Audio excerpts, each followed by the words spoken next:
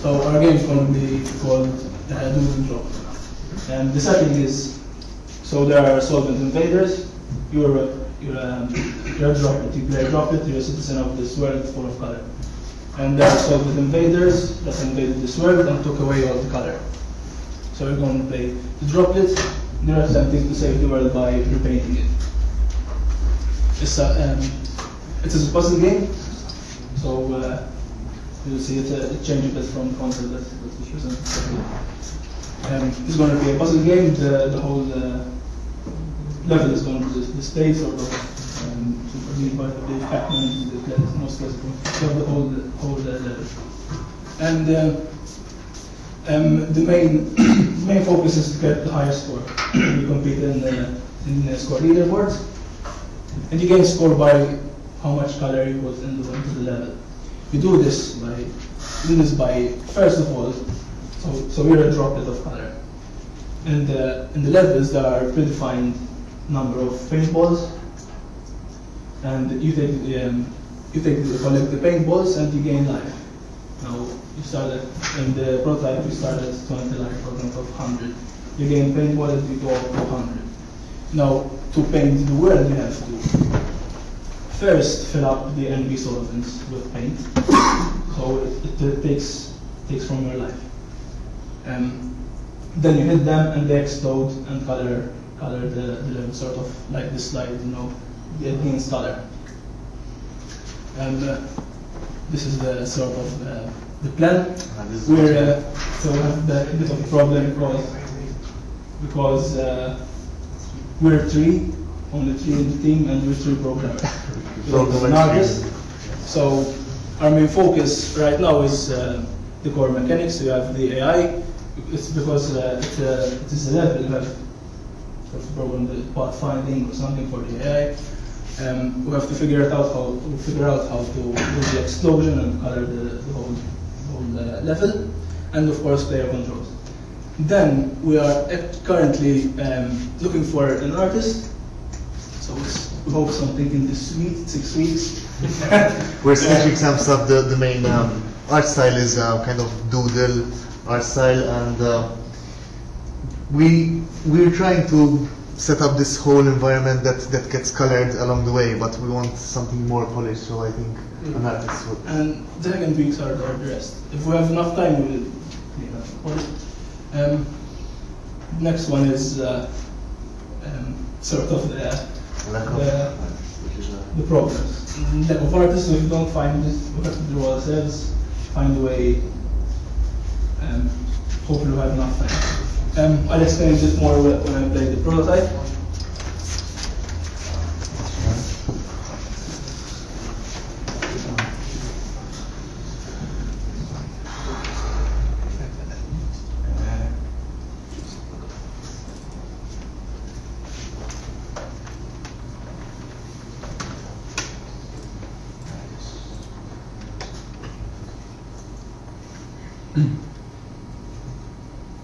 Alright, so you have the level, the red guys is the player.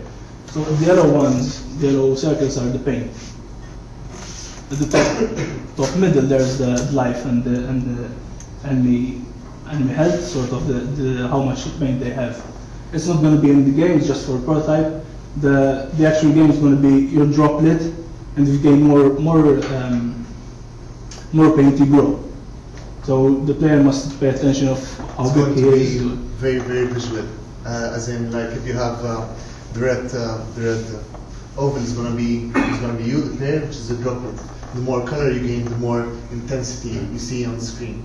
So you have to calculate how much life you're going to lose, how much you're going to spend fill the solvents, how much. Yeah, because the levels have, except this is very basic, just for a prototype, but they have. For example, to draw a bridge, so you need some color for that. So you have to think, how am I going to use the paint? Because it's a predefined amount of paint. You have to think about where to kill the enemies, what you're going to do with the paint. So for example, in this one, like I have 40 life right now. If I If I take the paintball, it's going to be 100. When I go close, it start filling up, and the kill him right now it's just a green here for the prototype. Now there are basic actions don't require paint, but as I said, if there are other actions, they require paint, so you have to be careful where to hit them, where to hit the enemies, what to do with your paint, etc. You can either use the paint to destroy the solvents and color the world, or else to access other places by changing the color of your environment to be able to have. For example, it's not very efficient to kill him. Right here, for example, this is going to be this is all lost, for example. And we're going to implement as well sort of priority targets. So there will be, for example, a tree around here, for example, it will be random generated probably. And if you manage to color it all, you'll get points multiplier. And just one level, sort of another example. Maybe it's the area, it's not really, I'm just working on it.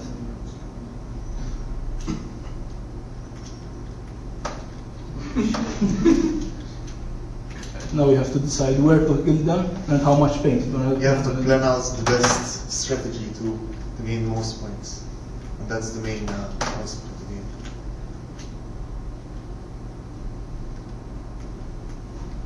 For example, kill one there and I don't know.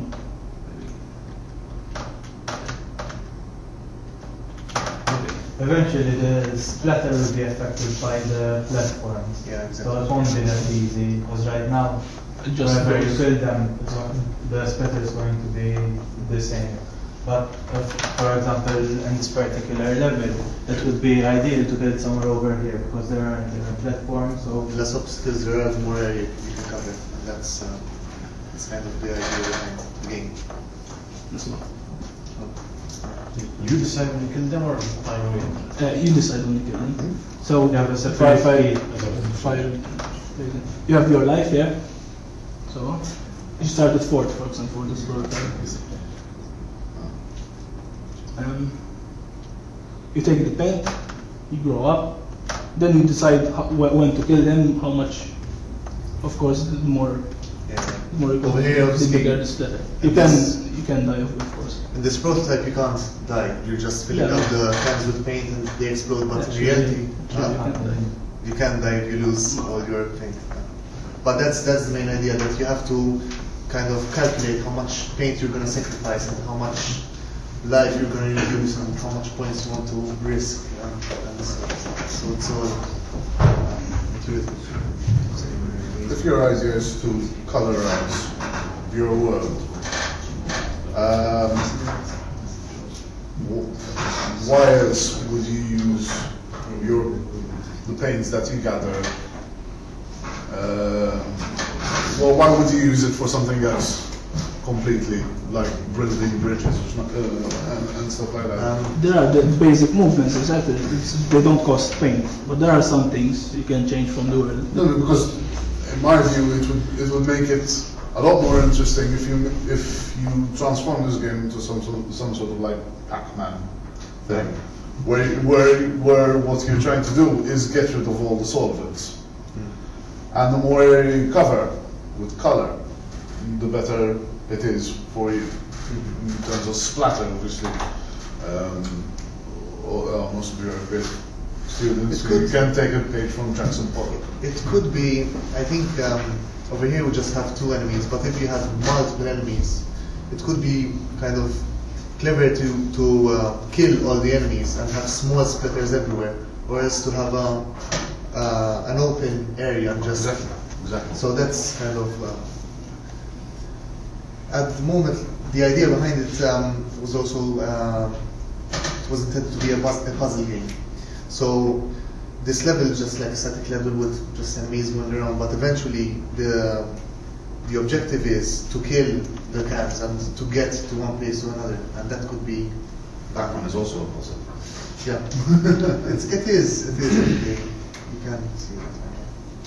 What are you going to do if you can't get hold of an artist in the future? Well, to be honest, we are, like for example, we are designing. We've got some concept art, just very basic concept art. But We'll do it with basic sort of Doodle. yeah, since this is going to be very visual, it's gonna even the explosion of the paint and everything is gonna be so on perception on what you see and the experience of the game. So I think an artist is required for that. Because I think it sounds like a nice idea, and obviously it's kind of predicated around having an artist to do stuff, which is it's a little bit worrying given you haven't got one at the moment. But I think there might be some routes around it. I think one of the things that's quite nice about how levels are being laid out, it reminds me a lot of the old Bomb Jack game, if you're familiar with that, where you can kind of jump around and do stuff. Now, what was kind of nice, because this is a bit of a tangent, right, so it'll take a explain. What was nice about Bomb Jack was all of the levels for Bomb Jack had the foreground, which is like where you've got your black and the characters, and they had a very obvious background where they had an image of some description. By removing the bombs, you could see the image. Now, I was thinking, if you can't get hold of an artist, you could do something similar, where you use existing images and then when you blow up the baddies, you can use that to rekey the colours for the images, because I take it, Neville will probably be able to answer this technical question about Unity development, but I take it it's relatively easy in Unity to use your own shaders. Yeah, you mix a lot of mask. You mix up a lot of mask. Yeah, so you just basically mask all of this stuff together. In fact, the mask that you end up having is just another render target, which I assume Unity has. In the Pro. In the Pro version, they have the thing.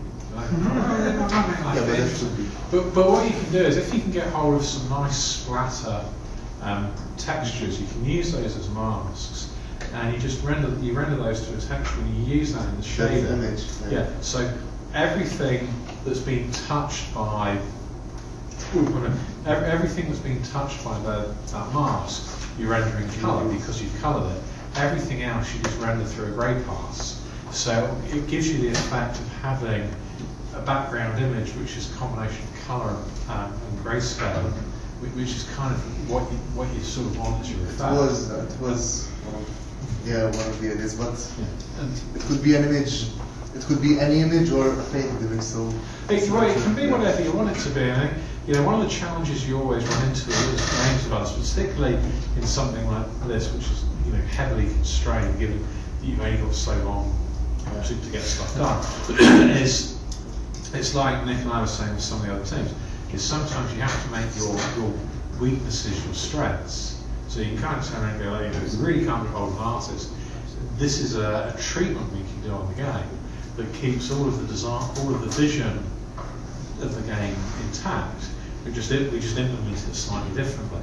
And I think then if you can make the act of jumping around and injecting the baddies with paint enjoyable, that kind of works quite nicely. And there's a lot, there's a lot of interesting things that you can go and look at in terms of how you make that gameplay work. In terms of what you do to actually fill up the baddies full of paint, how the baddies may interact with the other baddies when they're being exploded, and kind of so on and so forth. It's one of the things that's always nice about Bomb Jack was the way that you could chain explosions off each other. What would be kind of nice with a game like this is if you could have lots of baddies that are going around, and you could do stuff. It's better from one baddie. Yeah, because if you think about playing this on PC or on your iPhone or on a tablet, what's kind of nice is if you can do something in the game where you just get a nice big chain reaction of stuff going on that reveals the colour that you want to have, or the coloured images that you want to have, or the level that you want it to be. I think that should be very appealing to players. So there you go. Yeah. Especially if you look at the way that you set it up with the blob, maybe physics driven, I don't know. So because you have a bias towards the coding, So that should be easier for you to implement than the actual artwork, which again kind of falls into what Gareth's saying. Once you get that feel that even over here, obviously it's like a round splatter, but even if there's a bridge in the way, it's gonna splatter in just that direction. Well, yeah. It's gonna drop. I mean, what would be nice if things splatter towards the screen, and then the paint runs down, Yeah. you know, and it reveals the colour underneath. You know, what are you guys targeting PC or phones and things with this? PC At the for moment, this yeah. change.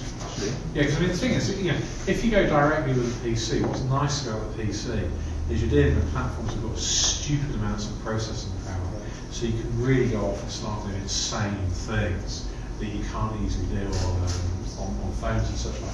So one of the things that might be worth looking at doing with this is, you know, turning the paint into a physics-based fluid simulation. If I imagine Unity supports that. I mean, it should do because it's supported by NVIDIA, so it all goes through the GPU. But you can do things where you build, you know, where you're exploding stuff out. You can actually blow up a load of particles as liquid, and then they're all bounce off those, and you'll see everything Smudging down, Yeah. smudging into. So, you know, I think the nice things you can do that make it quite attractive. And then you don't need to worry about artists, because to be honest, artists are a real pain in the arse. You don't really want to unless you know, really need to. It's like producers. They get rid of the producers as well, yeah. Just the team of coders are always Always. Make the most profit. look at Elite was only It's like that was one of the ideas. I wanted to be Incredible, so successful. kind of nice to see, not just play. Want like Yeah. the player to reveal, to know what's going on, what the picture is showing. But then again, you don't need an artist to get Yeah, those exactly. pictures. So You can get pictures of the internet which are commercially available, Yeah. which you can use for whatever purposes you value. The other escape channel you've got as being programmers only is you can always just do stuff using vectors.